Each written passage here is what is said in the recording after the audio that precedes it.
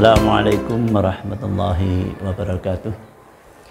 Bismillahirrahmanirrahim. Alhamdulillahirabbil alamin. Assalatu wassalamu ala asrafil anbiya'i wal mursalin sayyidina wa maulana Muhammadin wa ala alihi washabihi ajma'in. Rabbi shrah li sadri wa yassir li amri wahlul 'uqdatam min lisani yafqahu qawli. Amma ba'd. Pemirsa Semarak Virtual Ramadan, Safir Ramadan MI Negeri 1 Temanggung yang dirahmati oleh Allah SWT. Sebelumnya mari kita panjatkan bersyukur kepada Allah SWT, di mana kita masih diberi kesempatan oleh Allah SWT untuk bertemu dengan bulan Ramadan di tahun 1444 Hijriah. Semoga kita semua dapat menjalankan amalan-amalan ibadah di bulan Ramadan ini dengan khusyuk.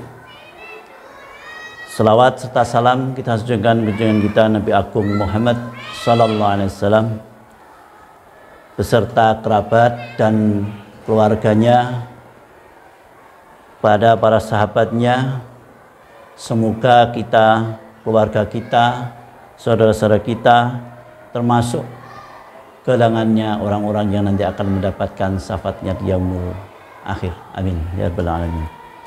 Pemirsa Safir Ramadan yang rahmati Allah SWT, dalam kesempatan yang baik ini saya mengajak kepada para pemirsa semua untuk bermuhasabah, untuk berintrospeksi jenak, untuk merenung secara terkait dengan kehidupan di dunia ini. Adakah manusia di dunia ini yang tidak pernah melakukan suatu kesalahan? Tentu jawabannya tidak, bukan? Kita sebagai manusia yang hidup di dunia sudah barang tentu pernah melakukan suatu kesalahan, sudah pernah melakukan suatu kekeliruan, baik itu besar ataupun kecil, baik itu sadar ataupun tidak sadar, kita pernah melakukan suatu kesalahan. Terus bagaimanakah jika kesalahan yang dilakukan oleh orang lain itu mengena pada diri kita? Sudah barang tentu kita akan merasa kecewa, kita akan merasa galau, kita akan merasa gelisah, bahkan marah. Perasaan yang tidak sesuai dengan apa yang menjadi harapan kita, jika terakumulasi secara terus-menerus tanpa adanya kontrol yang baik, akan bisa memicu sikap amarah. Di mana sikap amarah atau emosi yang kuat itu, jika tidak terkendali, lambat laun akan dapat mempengaruhi perubahan-perubahan anatomis dan fisiologis pada tubuh kita, sehingga sistem organ tubuh kita akan terganggu. Dengan sendirinya akan dapat memunculkan berbagai macam gangguan kesehatan, seperti susah tidur, seperti meningkatnya tekanan darah atau hipertensi, bahkan sampai menimbulkan atau meningkatnya penyakit jantung. Terkait dengan hal tersebut, maka sudah barang tentu kita perlu belajar, kita perlu berusaha untuk mengendalikan amarah atau mengelola amarah itu dengan baik, agar di bulan puasa yang penuh barakah ini kita betul-betul tidak dirusak oleh amalan-amalan yang menyebabkan rusaknya ibadah puasa. Untuk itulah pengelolaan amarah atau mengelola amarah itu memang sesuatu yang menjadi langkah-langkah yang perlu kita perhatikan agar kita bisa terhindar dari amarah yang berlebihan. Sebagaimana Rasulullah SAW memberikan rambu-rambu kepada kita, laisas syadid bisuru'ah walakinna syadid alladzi yamliku nafsah indal ghadab. Kenapa Rasulullah memberikan rambu-rambu seperti itu? Karena banyak di antara kita, jika kita tidak mampu mengendalikan amarah, maka kita sendiri akan rugi. Di mana Rasulullah menekankan bahwa orang yang kuat itu bukanlah orang yang jago berkelahi di situ, tapi orang yang kuat itulah orang yang mampu menahan diri tatkala kita itu marah. Mengapa Rasulullah memberikan rambu-rambu yang tegas seperti itu? karena tindakan amarah atau emosi yang tidak terkendali. Amarah itu emosi yang berlebihan, itu akan dapat merusak nilai ibadah tadi yang saya sampaikan. Selain itu juga akan dapat merugikan diri sendiri bahkan orang lain. Hal-hal yang menyebabkan rusaknya sebuah persahabatan atau hubungan kekeluargaan salah satunya adalah amarah. Terkait dengan hal seperti itulah, maka bagaimanakah langkah-langkah kita supaya kita terhindar dari amarah? Kita nukil dari hadis Rasulullah, idza ghadaba ahadukum falyaskut. Rasulullah memberikan penekanan ketika seseorang itu marah atau ketika kita itu marah, maka kita hendaklah diam atau falyaskut.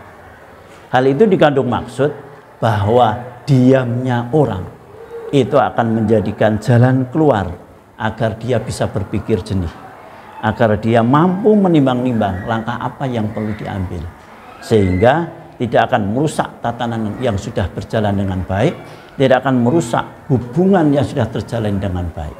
Karena hubungan persaudaraan akan rusak hanya gara-gara perkataan yang sepele, hanya gara-gara tindak tanduk yang kurang pas di hati. Untuk itulah maka perlunya mengendalikan amarah. Tatkala kita sudah tidak mampu kembali untuk mengendalikan amarah, maka kita sebaiknya diam terlebih dahulu. Marah memang merupakan sebuah kodrat dari Allah SWT. Karena tanpa adanya perasaan marah, manusia sulit untuk maju.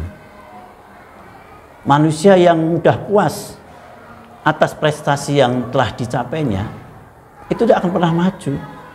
Tapi dengan kita menginginkan sesuatu yang lebih, maka manusia itu akan termotivasi untuk maju.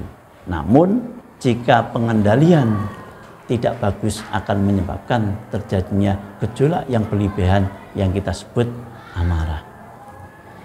Apalagi dalam kondisi sekarang ini, kita sadari atau tidak sadari, sosial media begitu berkembang, begitu pesat.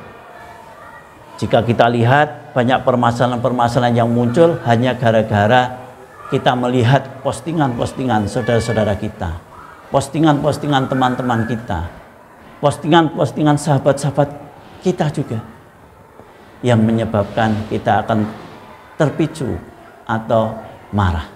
Dari situlah maka kita perlu cross check kembali. Kita perlu melihat permasalahan itu secara arif dan bijaksana. Dalam hal seperti inilah maka setiap orang harus betul-betul mampu mengendalikan amarah. Dalam tanda kutip, perlu belajar untuk mengontrol amarah itu dengan baik, sehingga betul-betul marah yang merupakan kodrat Allah itu bermanfaat dalam rangka meningkatkan kualitas hidup kita. Dengan kata lain, kemajuan seseorang karena ada keinginan. Nah, keinginan itulah yang akan menjadi tujuan hidup kita dalam beribadah kepada Allah. Tidak ada kata lain, kita hidup di dunia ini adalah ibadah. Allah menegaskan di situ, Allah menciptakan jin dan manusia tidak ada lain selain ibadah. Wa ma khalaqtul jinni wal insa illa liya'budun. Terkait dengan hal seperti itulah, maka kita akan mempelajari lebih lanjut hikmah apa jika kita mampu untuk mengendalikan amarah. Tadi sudah saya sampaikan, yang pertama akan memperpanjang tali silaturahim. Hubungan silaturahim, hubungan antar saudara, hubungan antar teman, hubungan antar sahabat akan terjaga dengan baik jika kita mampu mengendalikan amarah. Reaksi spontan tanpa adanya dasar yang benar, hanya sekedar mengandalkan kita itu lihat di postingan sosial media, itu bukan jawaban yang bijaksana. Tapi cross check tadi yang saya sampaikan, itu merupakan langkah yang paling akurat untuk bisa meluruskan permasalahan-permasalahan yang terjadi. Selain itu, hikmah atau manfaat dari kita mampu mengendalikan amarah dengan baik, Allah menjanjikan surga, di mana jika kita mengendalikan amarah, jika kita mampu mengontrol amarah dengan baik, dalam surat Al-Imran ayat 133 sampai 134, Allah menjanjikan surga sebagai gantinya. Pemirsa Semarak Virtual Ramadan yang dirahmati Allah, demikian yang bisa saya sampaikan terkait dengan masalah hikmah mengendalikan amarah. Semoga bermanfaat bagi kita semua dan kita menjadi salah satu manusia sebagai khalifatul fil ard yang betul-betul bijaksana. Sekali lagi kurang lebih saya mohon maaf. Wabillahi taufiq wal hidayah. Assalamualaikum warahmatullahi wabarakatuh.